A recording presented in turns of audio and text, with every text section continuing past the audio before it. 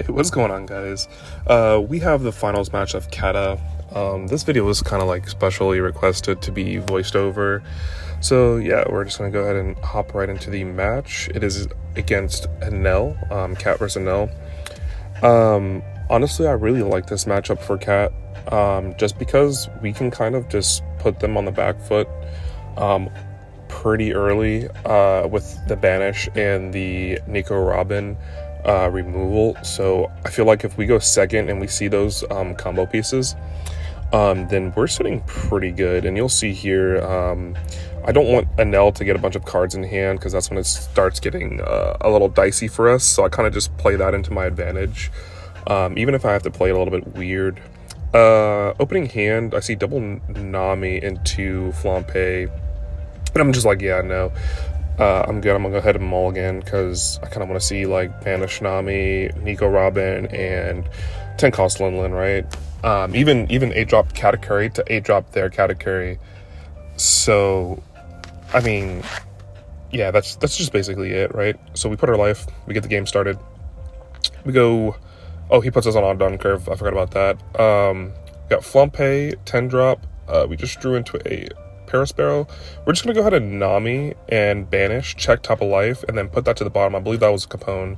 He banishes a 10 cost ace, and then we pass turn. I have it 2 times just for time. So he goes ahead and swings, plays out Kiki Nojo, which is cool. We go to 5 Dawn. I think the line is swing 7, yeah. So we go ahead and swing 7 here, and then we're gonna go ahead and check the top of his. It's a Nami, the 5 cost Nami that pops 5 cost less. He's thinking, he's like, do I trigger this? Pop his Nami so he doesn't get value off of it? And then he's like, nah, I'm good. Then we go pass, play out Kiku. Honestly, I don't mind this play, really. I mean, it's probably the most optimal play here for us. He's on 6 Dawn. Not entirely sure what he's deciding he's wanting to do. He goes ahead and plays Gadatsu, pops, just to remove the body, because he's sitting on a Kiku and a Gadatsu now, 2 decent-sized bodies, and then he swings 6. I'm okay with this, honestly. We're on 6 Dawn. It sucks for us because we probably shouldn't have swung. We probably should have waited so we get value off the Nico Robin. Instead, he obviously has Nami in hand, so we're kind of just like playing around that, really. And I told him I have 6 cards in hand, 6 Dawn up, and we just hard play the Nico Robin to establish a body, right? Because we can't just not have a decent sized body. I feel bad kind of not playing out Parasparrow. Probably could have sequenced a little bit differently, but I'm not mad at it. So he's gonna go ahead and swing 6. We get a Brule, trigger off the life. Swings another 6, we take that. Swings 5, we counter out of this. And then he goes, Cat, put the Nico Robin to life. Which honestly surprised me. I thought he was gonna play a defensive strategy here. But he chose not to. So we swing 7 to so when 7 to Gatsu, check the top of his life. I really wanted to check mine, but he already flipped it, which is okay. Then we go ACOS, put the Onami to my life, and then we pass. We're at 5 life currently, 2 of them being cards he knows. So we're killing one of his swings next turn. Obviously, him sequencing this correctly, he's getting a little look at Onami again. He's like, it kills a 5 cost. I'm like, yeah.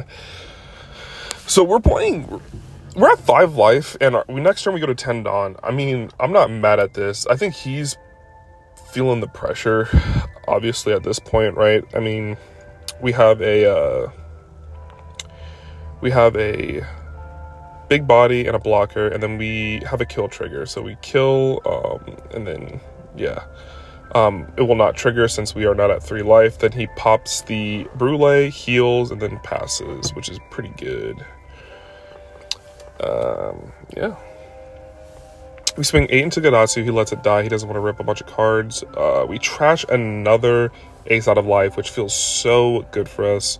There's nothing more I would want out of a perfect turn. We're sitting in 2 Big Moms, 0 cost event, Pero, lot of non-counter in hand, and then just the 1-2K counter Satori. I think we're kind of chilling, but at the same time, we need to kind of be worried here. So he swings a big number into the Katakuri. I think it's 10. Yeah, he goes 10 into Katakuri. I need to counter this, right? Because on the off chance he doesn't have... Like, I thought he was going to Katakuri my Katakuri, or swing 9 into it, but he had something way better. He just swings 11 into it and then goes Raigo. Raigo is just too good. We go 10 Mom into a 5K swing. He has to counter this out or he goes to 0 life. He doesn't want to be sitting at 0 life. That reduces his turn down to a lot, right? So he's like, nah, bro, we can't have that. So we're back to 5 life. Feeling really good. Get a Paro trigger after he swings 5, swings 8. Get a Kiko trigger, swings 9. Get a 0 cost event out of life. He goes 10 for a rush ace. And we just go ahead and take. I mean, we're kind of chilling. We have a bunch of swings. Have a lot of counter in hand now, as opposed to before. We're gonna go ahead and go 10 Mom again. 3 10 Moms is pretty good. So sequencing matters here at the end. We're gonna swing 5. We don't want to swing big number first because we want to try to clear one of his bodies and rip as many cards out of his hand as possible. So we go 5, rip a card from hand. He has 6, I believe, in hand, 5 or 6. He goes ahead and takes this, doesn't trigger anything, trashes a rush ace. We swing 5 again. He's gonna go ahead and 2K counter. We're gonna go ahead and swing 6 again. Gives us another card. He has 3 in hand. I swing 12 into the Katakuri. He has a 3 cost and 2 2Ks. We pass. We're feeling kind of bad about that. We have a Shirahoshi blogger in hand, so we're not like in a terrible situation, right? I'm thinking he's gonna clear board in this situation, but he's kind of just mathing me for lethal, right? He doesn't know that Nico Robin, like, I have anything blocker related except like Brule that I might have had. So I could play, in theory, Brule Shirahoshi off of the Nico Robin trigger, and he's just trying to figure out the math on it. I got 2 2Ks, a 0 cost event, and a Shirahoshi.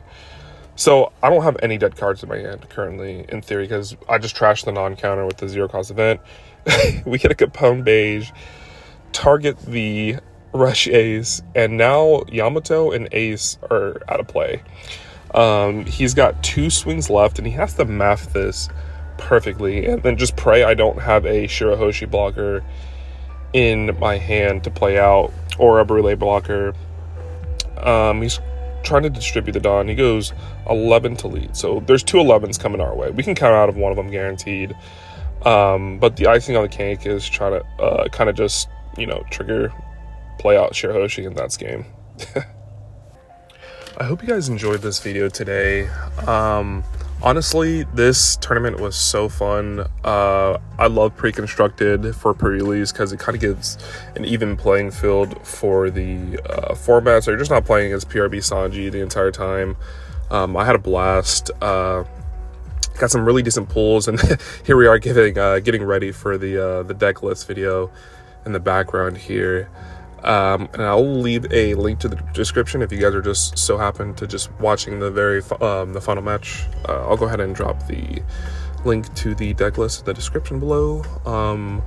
Yeah, and the next onslaught of videos is going to be a bunch of buggy for the pre-constructed. I feel really bad because our buddy Danimal here got not the greatest pulls. They were decent, not crazy, nothing to go home and tell his family about, you know. But yeah, I hope you guys really enjoyed this this little commentary. If you guys want more commentary in the future, let me know. Or if you guys are just like, bro, just shut up and show us the gameplay, just do that because you're terrible. Just let me know. I mean, I make these videos for you guys, and yeah. Pulls Rebecca, Monet, Kiros, and a Kuzan. Those packs felt so bad. I feel really bad for Danimal, but he killed it this tournament. Such a fun finals match we had, and it's always him and I usually in these finals, or me and Crash, or, you know, me and Pasa. It's just the battle of the beasts for our finals. So it's always a good time at our locals. And yeah, I hope you guys are looking forward to a lot of buggy content, a lot of Caesar, a lot of sugar. I have a lot of matches recorded at the time of this recording. Bunch of content to put out for you guys. I just don't know how I'm going to distribute it. But yeah, hope you guys have a wonderful weekend.